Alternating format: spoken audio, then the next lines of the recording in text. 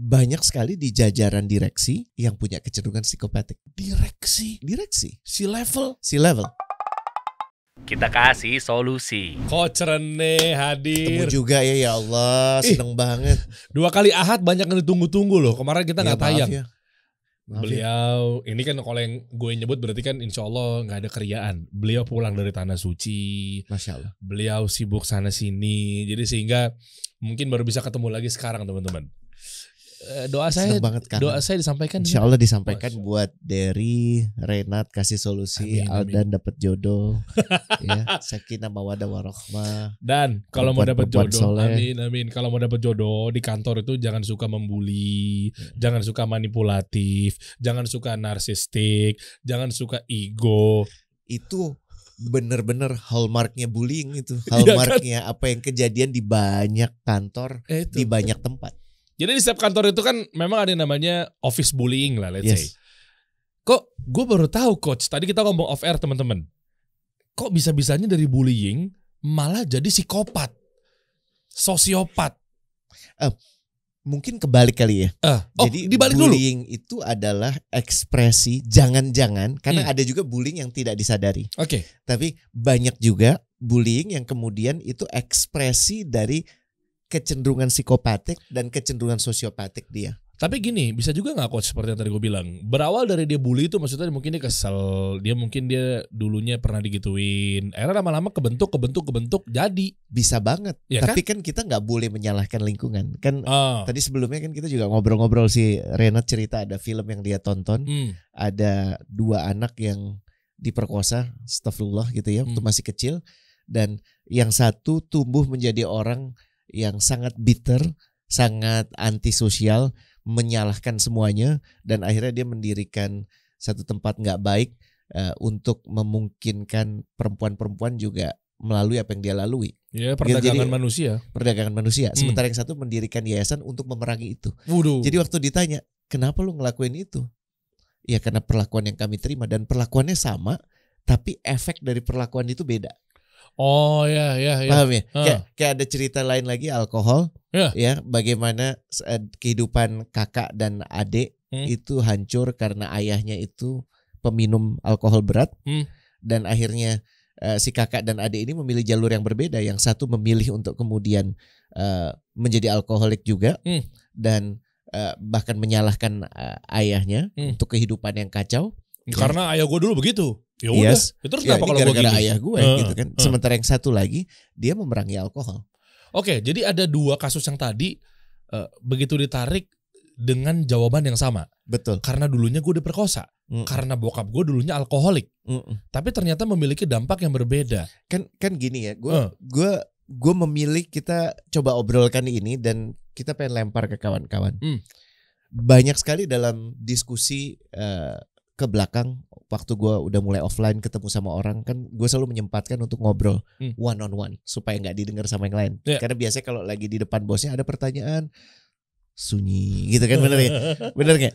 Tapi kalau udah one on one keluar semua tuh Der.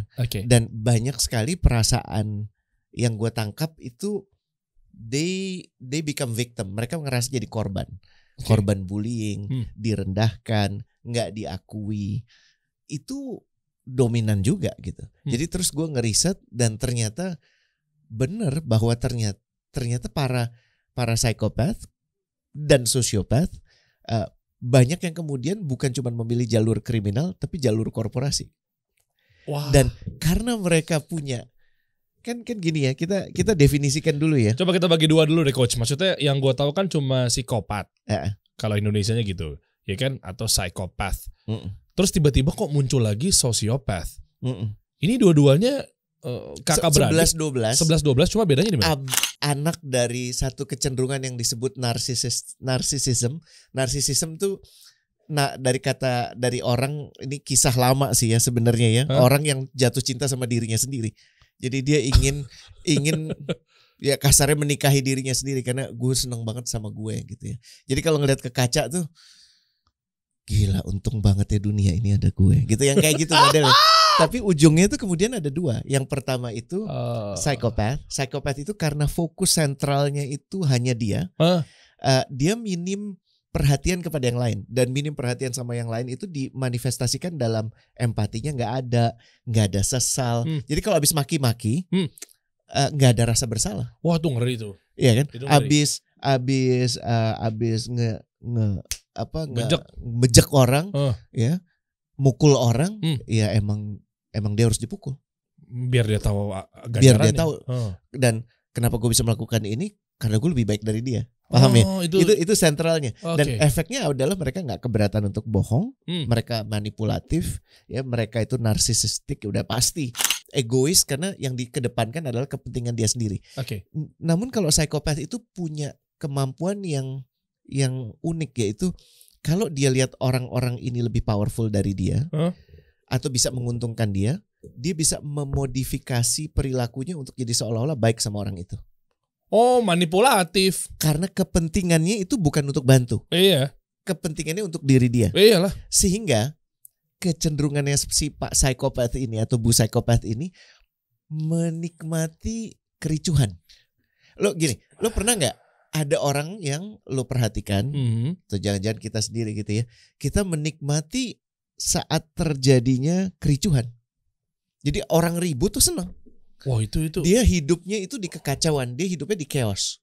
Dan karena dia yang paling tenang di situ, akhirnya yang paling dipercaya dia. Sehingga dia naik lagi. Padahal yang memunculkan kehebohan itu dia. Tapi dia kayak seolah-olah cuci tangan. Dan semuanya ngaco, gue yang paling ajak. Orang yang di atas kan ngelihat nih orang baik-baik aja. Betul ya. Ini juga sering terjadi di cerita-cerita di negeri Konoha misalnya. Misal gitu kan. Itu ternyata dari dalang mungkin kericuhannya, kerusuhannya mungkin dia nih. Iya, tapi sementara nggak muncul. Nanti tiba-tiba dia naik terus gitu. Ya. Oke. Dan ya atas kuasa Allah ya orang-orang ini dimunculkan sebagai ujian buat kita. Dan semoga kita tidak menjadi bagian dari orang-orang ini. Indikasi penting yang harus dipahami oleh kawan-kawan, apakah Anda menikmati sebelum menakar orang lain ya? Apakah Anda menikmati situasi chaos? Jika iya, ada benih-benih psikopatik di situ. Waduh. Dan dalam obrolan kita, ternyata dari riset itu dimunculkan bahwa banyak sekali di jajaran direksi, terutama yang punya kecenderungan psikopatik. Direksi. C-level. Kenapa? Karena ini lebih tidak berisiko dibandingkan mereka memilih karir di korporasi. Tidak terlalu berisiko dibandingkan mereka harus berhadapan dengan law enforcement, berhadapan dengan polisi. Karir kriminal itu lebih berisiko. Akhirnya mereka ngelihat ya udah di sini aja, karena lebih mild. Paham ya? Itu psikopat ya. Jadi lo paham bedanya ya. Sementara yang satu lagi itu sociopath. Nah, sociopath itu lebih visible. Karena mereka lebih kadang-kadang unjuk kekerasan, konfrontatif. Ya, antisosial dan kecenderungannya mereka impulsif dan ceroboh. Ini lebih mudah dikenali. Yang model seperti ini lebih mudah dikenali. Ya, mereka punya kedekatan, tapi hanya pada segelintir orang. Ya, kan gini. Gue nanya lo semua ya, jujur aja, untuk cari tahu siapa yang brengsek di kantor kan nggak susah ya. Maaf ya, gue menggunakan kata ini ya. Kalau gue nanya lo, bro. Gue baru datang ke kantor itu. Gue nanya ada misalnya 50 orang. Boleh gak lo tunjukin gue orang yang paling brengsek? Gue yakin arahnya tuh 1-2 orang. Betul gak sih? Iya. Nah itu. Jadi gak sulit-sulit amat. Karena nampak. Karena nampak. Dan ada sifat narsis juga tetap. Dua-duanya ini anaknya si narsis. Kenapa? Karena merasa gue lebih dari yang lain. Kalau bahasa kita ulu. Ya. Kan Allah menegaskan bahwa rumahmu yang di akhirat nanti akan kau wariskan kepadamu dengan catatan kau tidak ada ulu di hatimu. Ulu itu apa? Ulu itu kebutuhan untuk menakar diri dengan orang lain. Benar nggak? Oke. Padahal gini, yang naik pangkat itu orang lain, tapi yang demam kita. Kenapa? Karena iri. Karena kita merasa jadi lebih rendah dari dia. Padahal dia kan punya hidup dia sendiri, kita punya hidup kita sendiri. Jadi menurut gue narsisistik kalau di agama kita diterjemahkan adalah ulu. Kebutuhan untuk melihat diri sebagai sentralnya. Dan lebih tinggi dibandingkan yang lain. Dan kalau ada yang lebih tinggi, niatan dia adalah menjadi lebih tinggi dari orang itu. Terjadi di kakak adik kadang-kadang. Ya. gue baru ngerasa berarti kalau gue udah bisa ngalahin kakak gue. Ada loh yang seperti itu. Jadi senang membanding-bandingkan orang. Nah, ini benih yang kemudian kalau pohonnya jadi itu namanya narsisistik. Buahnya itu namanya psikopat dan sosiopat. Wah, ini asli aku baru tahu ya. Berarti ada dibagi dua dan ada yang lebih nampak. Artinya kalau misalnya gue ngomong depan kamera lagi ngisi acara, terus tiba-tiba gue ngomong ini bagian dari yang mana nih coach? Aku tuh ganteng, aku tuh pintar, aku tuh pahlawan berani. Menurut lo? Psikopat pinter loh. Dia nggak akan ngomong sesuatu yang akan membuat dia terasa nggak friendly. Gitu atau enggak. Jadi dia tidak konfrontatif. Jadi biasanya yang tadi lo sampaikan yang mana coba? Sosiopat. Yes, itu sosiopat. Ngeri banget. Dia ingin menunjukkan impresi bahwa gue hebat. Itu adalah dengan menunjuk gue tuh hebat. Kalau psikopat, dia akan memastikan orang ini gimana ya caranya supaya gue ngomong gue hebat. Ini gue ngerti baru. Paham bedanya ya? Baru ngerti. Clear ya? Iya. Banyak CEO nih der ya. Lihat der. Ya, ini di Forbes ya. Yang ternyata psikopat. Banyak C-level yang ternyata psikopatik. Masih ingat kan wajah ini kan? Oh, Madoff. Iya. Bener nggak? Tahu lah. Ya kan? Anda lihat ya. Dia selama 40 tahun muncul sebagai figur yang paling terpercaya.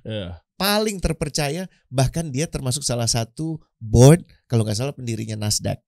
Ya, ada kebaikan dari sana, insya Allah. Ya, tapi keburukannya jauh lebih banyak karena dia memunculkan skema Ponzi yang membuat orang akhirnya semua tabungannya hilang, ya kan? Dan ceritanya heartbreaking banget. Tapi yang menarik waktu di interviewnya tuh nggak dia ngomong apa? Itu kan orang-orang itu yang salah. Mereka kan greedy, ya nggak? Kenapa mereka mesti percaya udah jelas ini nggak mungkin? Jadi bukan dia refleksi gue salah, ampuni gue, maafkan saya. Dan waktu dia membaca statement maafkan sayanya juga kelihatan sekali detach gitu ya. Ya susah sih mengukur itu. Tapi yang paling nyata setelah itu tidak ada remorse, tidak ada sesal. Iya, dan itu dia justru lebih menunjukkan bego lo kurang lebih gitu. Iya, dia playing victim juga ya berarti ya. Playing victim juga dan dia merasa lebih superior dibandingkan yang lain. Ini berarti kayak kasus yang kemarin yang kita tahu bersama Indra Kents. Sempat rame itu yang ketika Binomo dan seterusnya. Oh gitu iya gue ingat. Iya kan. Nah dia tuh kan viral, dia ngomong sama audiensnya ketika rame apa segala macam. Terus tiba-tiba dia bilang lah kan gue gak maksa, kurang lebih seperti ini guys. Ya kan gue gak maksa lu untuk ikut. Lah makanya lu jangan tamak. Oh jadi dia nyalain sama ya? Polanya ya kan? Sama kan? Ya kan? Yang satu greedy, yang satu tamak kan. Lu sih tamak, lu sih greedy. Loh, yang salah lu bro. Paham ya? Yang lebih mutakhir ya, nih kisah-kisah ya tentang masih ingat ya Elizabeth Holmes. Dia ceritanya dia sangat tergila-gila sama Steve Jobs dan dia punya mimpi untuk menjadikan healthcare itu jadi industri yang lebih gokil gitu ya, mengubah healthcare. Tapi isinya bokis semua. Begitu dicek tahunnya usahanya nggak ada men. Bokis semua. Dia udah bawa uang investor berapa banyak tuh. Bokis semua. Parah. Bener. Ya. Dan remorse itu nggak ada. Tidak ada sesal. Tidak ada perasaan bersalah tuh nggak ada. Dan waktu dia tampil untuk kemudian berbohong di depan kamera, biasa aja. Meyakinkan sekali. Ya. Kita sekarang bisa dengan mudah bilang ngaco nih orang. Sekarang. Tapi saat itu Jenderal bintang 4 pensiunan percaya, senator percaya, benar nggak? Benar. Nah di tulisan ini menarik sekali ya, cerita-cerita tentang bagaimana biasanya orang-orang yang paling dekat dengan direksi itu berhadapan dengan situasi yang hanya dilihat di situ, paham ya? Mulai dari Pak CEO menempatkan foto yang lebih besar tentang fotonya dia, bukan foto orang. Dia masih hidup. Fotonya dia di ruangannya. Ya. Yang intinya yang dia lakukan kemudian lebih gokil lagi. Foto itu dia cium gitu ya. Dia juga memecat resepsionis yang sudah bekerja di perusahaan itu selama 20 tahun karena mencari orang yang lebih cantik supaya sesuai dengan image perusahaan itu. Paham ya? Ini contoh-contoh sebagian terkesan anekdotal, bercandaan, tapi ini terjadi. Gue minta deh lo cerita ya, apalagi yang punya pengalaman berinteraksi dengan orang-orang hebat. Ini sama sekali bukan orang-orang hebat, orang-orang yang ada di posisi tinggi itu. Hebat tanda kutip lah. Ada yang sedemikian mengagetkan, ya. Ada yang gue pernah dengar satu kisah orangnya kayaknya baik banget, tapi semuanya di-reimburse ke perusahaan. Sampai untuk hal yang paling remeh-temeh pun di-reimburse ke perusahaan. Nggak mau rugi. Apaan karcis parkir gitu-gitu? Bukan cuman itu. Dia kasarnya beli celana dalam buat anaknya juga dia reimburse di kantor. Paham ya? Nah ini bedanya gimana nih coach antara dia psikopat atau sosiopat ini sama mungkin dia ngirit atau kan 11-12 nih emang dia orangnya pelit. Gimana nih? Ada hal-hal yang belum tentu kan orang pelit tiba-tiba langsung jangan-jangan lu misalnya gitu. Kayak gini, pelit, kasus tadi ya. Sorry, gue luruskan sedikit ya dari orang pelit itu dia tidak mau mengeluarkan yang mestinya dia bisa keluarkan untuk dia. Tapi kalau di sini bukan pelit, Der. Tapi dia mengambil manfaat. Oh, ke situ arahnya. Benar gak? Dia adalah contoh untuk organisasi itu. Makanya dia dipercaya untuk jadi C-level, untuk jadi leader. Masih ingat kan obrolan kita soal itu kan? Tapi dia tidak menggunakan itu dengan baik. Dia berasumsi tidak ada yang tahu. Pada saat saya bikin, saya meminta agar saya belanja untuk anak saya itu ditebus sama kantor. Saya jalan-jalan sama keluarga saya atau bahkan sama pacar saya itu jadi biaya kantor. Padahal itu nggak ada hubungannya dengan keperluan kantor. Betul kan? Iya betul juga ya. Berarti kan? Kalau ditarik secara detail bisa juga ya. Ternyata memang mulainya dari sana. Satu itu abuse of power. Dan yang kedua dia merasa bahwa tadi narsis tadi maksudnya dalam artian ya lo juga ngakuin kan kalau gue juga layak dapat reward ini, layak diapresiasi. Oh ke situ. Jadi orang yang pokoknya gini, kalau yang meledak-ledak, impulsif, maki-maki, terus tiba-tiba baik, minta maaf, terus maki-maki lagi, itu sosiopat. Ya, meledak-ledak, impulsif. Tapi kalau yang satu lagi manipulatif, senyap, tapi ternyata di belakang main sendiri, itu psikopat. Oh oke. Paham ya? Kalau dia terlihat marah-marah di pegawai di kantor tengah-tengah sekitar biar orang kelihatan bahwa wah gila ini ditakuti nih CEO. Bisa dua-duanya, cuman caranya beda. Kalau sosiopat itu akan maki-maki lo di depan yang lain. Tapi kalau psikopat dia akan merendahkan lo. Kan senyuman senyuman ngenyek gitu ya kalau bahasa Jawanya. Deri. Paham ya? Tapi di depan Aldan, di depan yang lain. Gue nggak maki-maki Deri, tapi rasa di lo gimana? Oh pedas. Direndahin kan? Iyalah. Kayak lo masuk gitu ya. Ya. Baginda Deri sudah datang. Silakan duduk tuan. Waduh. Itu yang dia omongin sopan kan? Sopan sih. Tapi dia menghantam lo di depan yang lain. Bedanya sama sosiopat akan menghajar lo. Kenapa lo telat? Emang otak lo di mana sih? Kenapa nggak bikin plan lebih baik? Mestinya kan lo lebih awal. Paham ya? Tapi pada saat orang melakukan itu pun lo juga nggak boleh berasumsi otomatis dia seperti itu. Tapi kalau berulang dan kelihatannya dia menikmati saat dia merendahkan orang, hati-hati. Wah itu poinnya. Karakter si bully itu menikmati menyakiti orang lain atau saat orang lain tersakiti. Dia itu ada orang yang memang pemarah. Pemarah itu nggak suka ada hal yang nggak tepat. Tapi dia marah atas keadaan itu selesai. Tapi kalau psikopat dia harus bikin lo ngerasa nggak berguna, lo nggak ada harganya. Paham ya? Jadi dia kesusahan orang, kesenangan dia. Paham ya Dere? Ini di kantor-kantor banyak nih. Banyak banget. Dan atau saat dia sebaliknya, jangan berpikir cuman yang oppressing. Saat dia memposisikan diri dia sebagai korban, itu juga psikopat. Oke, pinter banget yang gitu. Misalnya ya, bukan Aldan deh, siapa ya, Joko gitu ya. Sebut gimana? aja nama Joko misalnya. Joko sama Aldan, dua karyawannya, kasih solusi. Okay. Jangan berpikir macam-macam. Ya. Soalnya namanya mirip sama teman saya. Oke deh, John, ya kan, John aja. Joko sama Andi. Joko sama Andi deh ya. Jadi terus si Jokonya ini bilang, ya saya tahu Andi sedang sibuk Pak, sehingga saya harus mengerjakan semua pekerjaan dia. Gitu, paham ya? Kan dia memposisikan diri sebagai korban nih. Bisa aja. Benar kan? Tahu gue. Itu sama psikopatnya. Karena kan belum tentu orang itu ada di atas, Der. Yeah. Benih itu udah dari bawah. Nih, menikmati ketidakjelasan dan kebingungan, menikmati suasana tidak harmonis hingga permusuhan, dan lazimnya sangat baik, sangat pandai berpolitik dan bernetworking. Tuh ngeri ini orang-orang kayak gini nih. Ini bahayanya apa? Perundungan di tempat kerja itu terjadi dan berulang. Jadi kalau kejadian sekali, terus lama nggak kejadian, dia marah lagi, itu bukan ya. Jadi lu jangan baper juga, langsung lu menduga atasan lu ini. Kenapa ini diomongkan? Untuk sama-sama mengakui bahwa kita yang punya tanggung jawab untuk membangun kultur yang sehat. Dan contoh kultur yang buruk itu adalah perundungan, kultur bullying. Kenapa? Karena kultur bullying itu membuat Pak Siko dan Pak Sosio itu betah. Paham ya? Terus mereka gak suka keharmonisan. Cara berantas begini-begini masuknya dari mana ya coach? Sementara dia berada di kedudukan direksi. Nggak mungkin level-level bawah tuh tiba-tiba langsung oke, dia tahu nih ilmunya. Let's say dia nonton ke seperti ini nih. Oke, oh ya, oke, gue tahu nih. Ini kayak bos gue banget nih. Oh, ini kayak manajer gue banget nih. Tapi kan nggak mungkin dia bisa punya suara di situ. Jangan pernah berpikir kemenangan itu hanya pada saat dia diganti. Itu yang lo mau. Tapi kemenangan itu bukan selalu itu. Bahwa orang yang lo duga sebagai psikopat, ini kan masih dugaan nih. Dan memang jika ternyata benar, dia diganti itu kan kemenangan. Iya, tapi bukan cuma itu kemenangan. Kemenangan adalah dengan lo menyimak ini, lo memahami dan menerima bahwa ada kecenderungan itu di kantor lo, dan lo tidak menerima itu, menyelisihi itu. Paham ya? Itu udah bentuk kemenangan.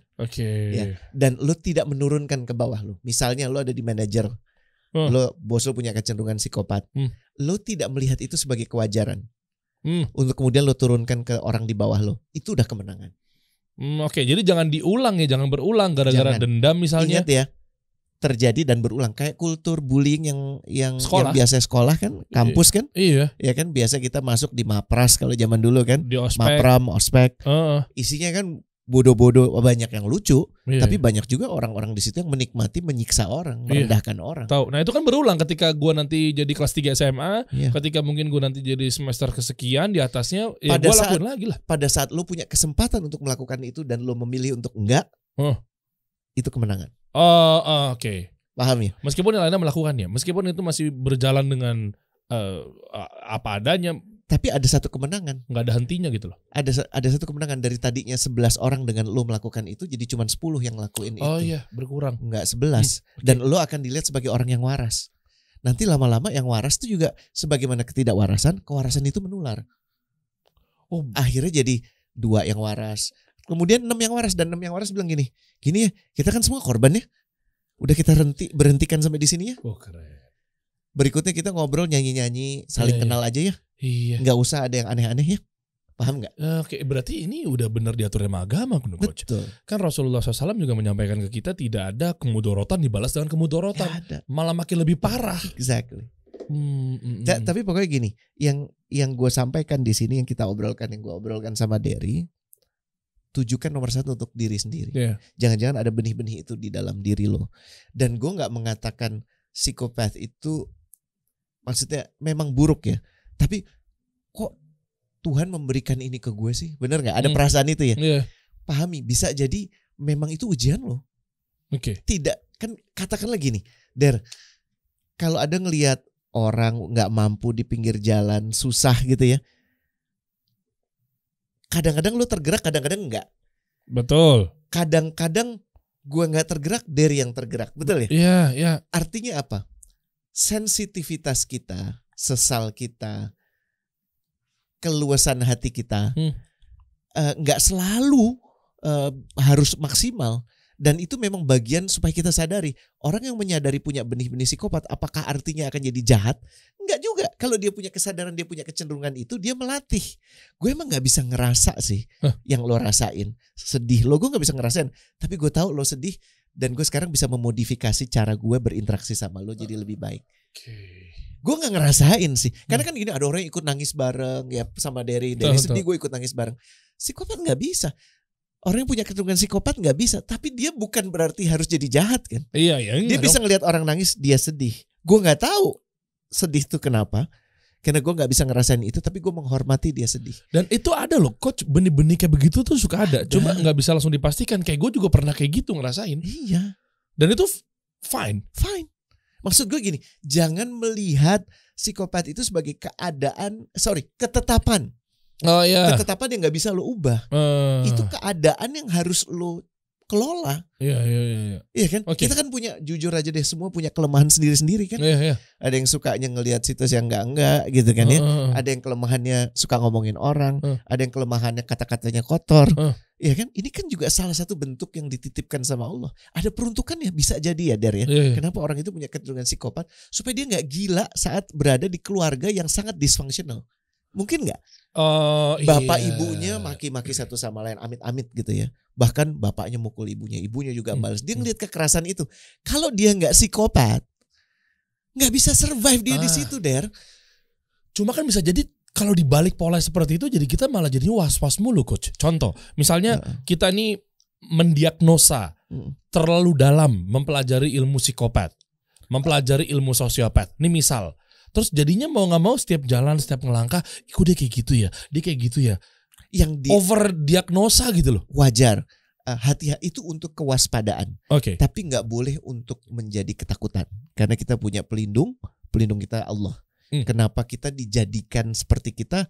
Allah. Kenapa kita dititipkan orang-orang sebagian kayak psikopat gitu, sebagian yang baik? Kan nggak ada. Sekeliling lo isinya semua psikopat gitu kan nggak ada. Oh iya, enggak. Sebagaimana nggak mungkin juga sekeliling lo baik semua kan nggak ada. Yeah. Ini memang perjalanan hidup lo.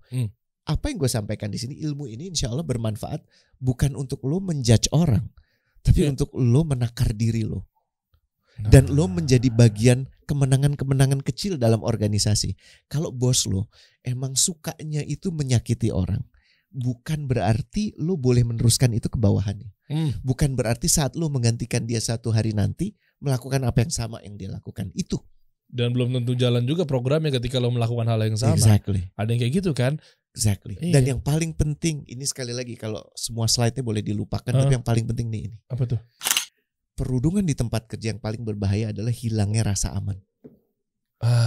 Paham ya? Orang datang was-was, takut. Itu yang paling penting tuh. Dia nggak bisa terbuka. Dan ini yang membuat produktivitas turun. Orang tampak demotivasi. Bukan emang orangnya. Kita mesti bahas nih kayaknya pekan depan nih. Oh, demotivasi? Motivasi dan demotivasi. Karena masih banyak yang salah kaprah. Walah, coach, kita dimotivasi dong. Berapa banyak perusahaan datang ke gue ngomong, coach tolong timnya dimotivasi. Gue cuma bilang nggak bisa. Hah? Kenapa nggak bisa? Ya nggak bisa. Tapi kita bahas pekan depan nih. Menarik nih. Ya. Karena itu kata-kata motivator itu salah kaprah menurut gue. Nah, terus kenapa ada pekerjaan seperti itu dibisniskan, motivator gitu? Karena laku.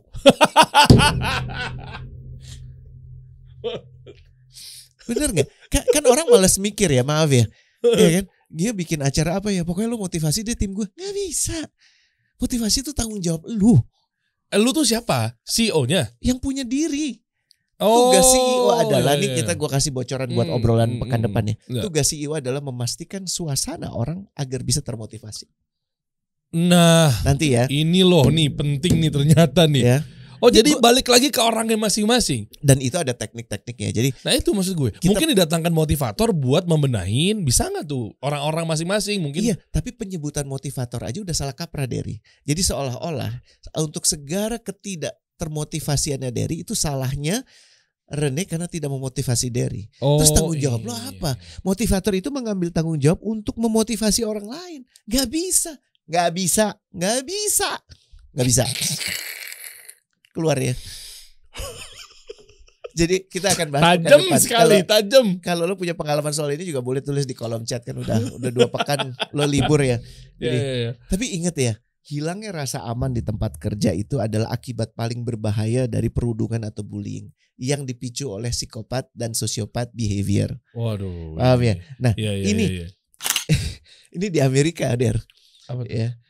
76,3 juta orang atau kurang lebih 46,6% dari total angkatan kerja di Amerika Serikat terdampak oleh perundungan. Serius? Jadi lo kebayang gak dari sekitar 130 juta orang lebih 150 juta orang separohnya hampir kena itu. Parah. nggak ada data statistiknya buat Indonesia, makanya gue nggak angkat. Tapi makanya gue nanya lo semua deh, lo pernah ngalamin bullying nggak di tempat kerja? Coba ya, share ke kita. Bisa jadi kita identifikasi bahwa orang ini ternyata benar-benar terbulinya gara-gara psikopat bukan atau sosiopat bukan. Coba silahkan dengan apa yang sudah dipelajari di sini. Benar. Ya, tanpa bermaksud ngejudge, tapi supaya kita kan gini, kalau kita tahu dia psikopat, kita tahu dia emang ada kelemahan. Dan tugas kita adalah nomor 1, menjaga diri kita, menjaga orang di sekitar kita. Dan kalau dia udah siap, dia bertanya, gue kok kayak susah nyambung sama orang. Pintu gerbang udah dibuka, lo ngomong, Pak, ada video kasih solusi yang ini. Daripada lo ngomong, lo psikopat. Lebih baik biar dikasih lihat aja ini. Ya. Wah, ini menarik ya. Coba komen di bawah kali ya. Boleh. Iya. Apa gimana Coach? Gue cuma mau penurunan kinerjanya itu 67%. Lo kebayang gak? Kasarnya kalau kita ngomong yang paling bisa dipahami kan sales ya. Sales lo misalnya 100 juta. Yang bisa lo capai itu cuma 33 juta. Yang 67 juta kagak kejadian. Kenapa? Produktivitasnya turun. Kinerja orang-orang lo turun. Nah ini cikal bakal kan cikal bakal dari tadi tuh. Yang kita bahas tuh. Pelaku perundungan ini yang paling menarik. Ternyata mayoritas bukan bos. Bukan kerja. Gue ulangi. Lah. Menarik ya. Menarik ya. Tadi coworker. Iya, tapi yang dampak paling besar adalah C-level. Kalau C-level itu psikopat, dia bullying, dampak untuk organisasi besar. Tapi yang peristiwa yang tadi yang di Amerika Serikat itu yang dialami orang hingga hampir 50%, itu dia kena perundungan, pelaku utamanya adalah coworker. Makanya hati-hati kepada satu sama lain, bagaimana lo mengucap sesuatu. Kadang-kadang mulut tuh bisa, ucapan bisa tajam banget. Bagus. Kayak yang tahun lalu ya. Paham gak sih? Perasaan gak ganti-ganti. Paham gak sih? Dan gini, lo senyum aja itu bisa nyakitin. Parah. Senyum. Apalagi memang lu niatkan untuk nyakitin orang. Lu bayangin ketika ada satu organisasi di kantor, terus teman lu datang mungkin telat, masuk biasa jam 9. Ini sering terjadi loh. Terus tiba-tiba jam 10 lu baru datang. Teman sebelah lu bilang, "Wih, selamat pagi." Padahal emang niatnya mau nyapain selamat pagi. Tapi mungkin orang yang ngerasa, oh nyindir gue, mentang-mentang udah siang gue datengnya. Iya emang ada efek orangnya baper juga gitu. Tapi di sisi lain gini, hati-hati dalam lo bercakap bersikap. Karena bisa jadi lo meninggalkan rasa sakit. 33% atasannya, 8% itu manajer lain dan orang ke perusahaan lain. Jadi lo ngebayang ya, kalau ngelihat dari data-data ini ya, yang paling sering dilakukan, yang paling sering direndahkan itu adalah perempuan 66%. Laki-laki 55%-nya merasa itu. Ya, menjadi korban rumor. Karena rumor itu juga perundungan nih. Ya gue mau mulai rumor tentang Derry gitu. Lo tau gak? Aduh. Derry tahu kan kasih solusi. Aduh. Lo jamnya lihat gak jamnya Derry itu? Gue belum ngomong apa-apa. Tapi orang itu kan najwa ya. Obrolan yang rahasia ya. Apapun yang dilakukan dengan nada seperti itu nggak akan baik. Ternyata intonatif juga ngaruh ya. Parah. Intonasi itu pengaruh banget. Intonatif banget kayak begitu tuh. Siapa? Oh, Derry. Nah kan. Paham kan? Ya kan? Gimana? Rene. Paham ya? Ya. Lo belum ngomong. Terus habis itu keputus kan? Iya. Terus kan yang denger nggak otomatis tahu ada informasi apa. Dia akan bilang, aduh katrok banget sih Derry sama Rene itu. Padahal belum tentu. Orang itu baru pakai intonasinya. Iya.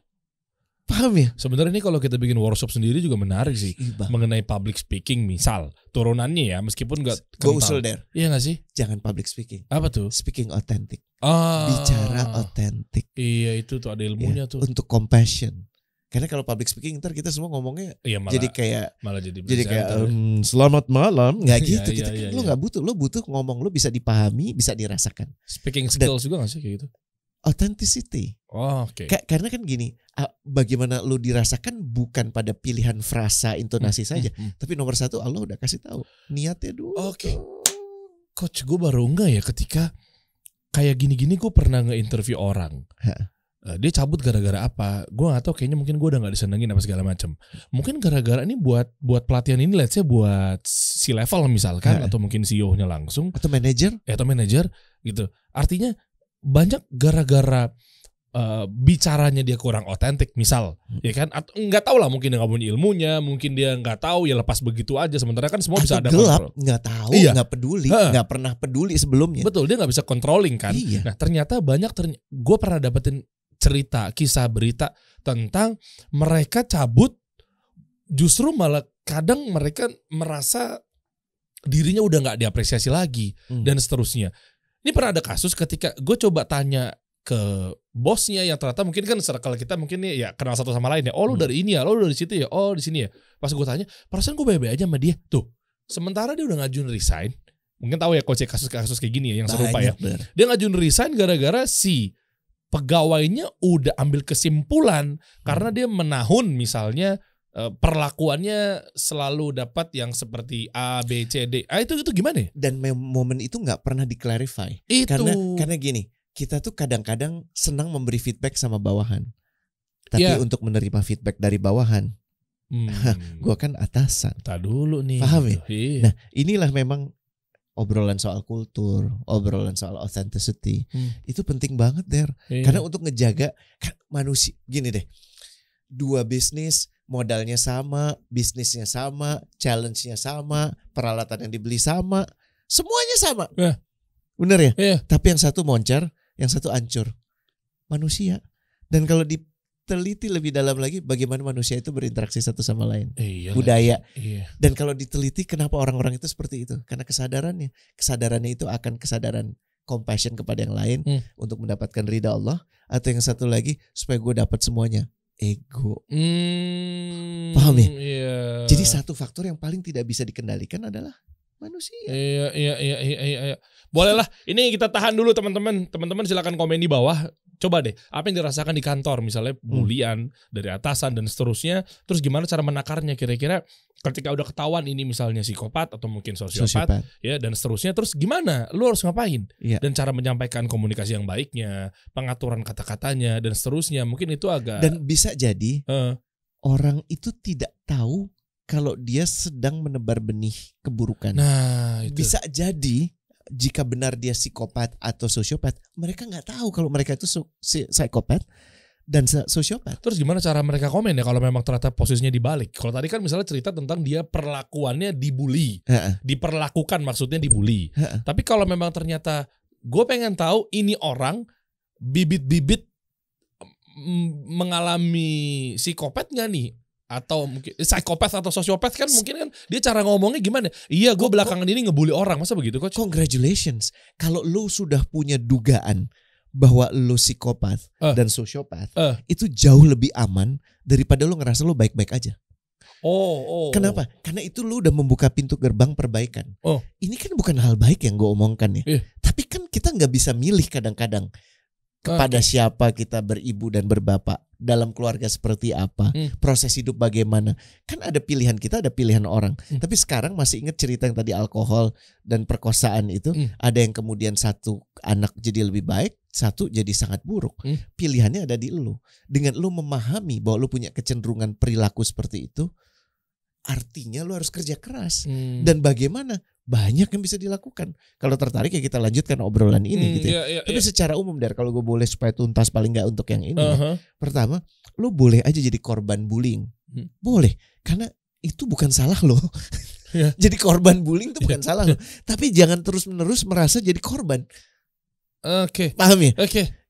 Lu kejadiannya udah 2 kali. Tapi lu masih kejadiannya masih lu bawa sampai sekarang. Kapan nih kejadiannya? Waktu saya mulai kerja coach tahun 2004. Paham nggak? Jadi lu sekarang ke orang isinya yang tadi lu bilang ketakutan. Kenapa ntar gue dibully? Lu punya ekspektasi untuk dibully jadinya. Kan nggak sehat. Betul. Karena lu dibully sama atasan lu beranggapan semua atasan sama. Terus itu gitu sama aja kan. Maaf ya Der ya, misalnya gue dicopet sama orang Batak ketahuan gitu ya, atau dirampok sama orang Batak. Semua orang Batak si Regar satu ini itu jahat. Nggak, sebentar mohon maaf. Kenapa ilustrasinya kalau copet tuh selalu Batak ya? Meskipun iya memang untuk oknum-oknumnya paling banyak di data begitu. Saya kurang terima nih, mohon maaf nih. Kenapa copet Batak gitu? Saya minta maaf bukan sama Derry saja, tapi kepada semua warga Batak Horas. Ya. Tapi paham ya maksudnya ya.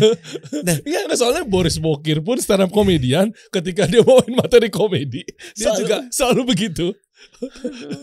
Ya, orang Batak udah tahu lah. Ini juga masih kan bagian dari keresahan ya. Kalau orang Jawa kan klisenya zaman dulu ada. Apa tuh? Transmigran. Bener kan? Kita tunggu di komen nih kalau gitu ya tadi ya. Kita kasih solusi.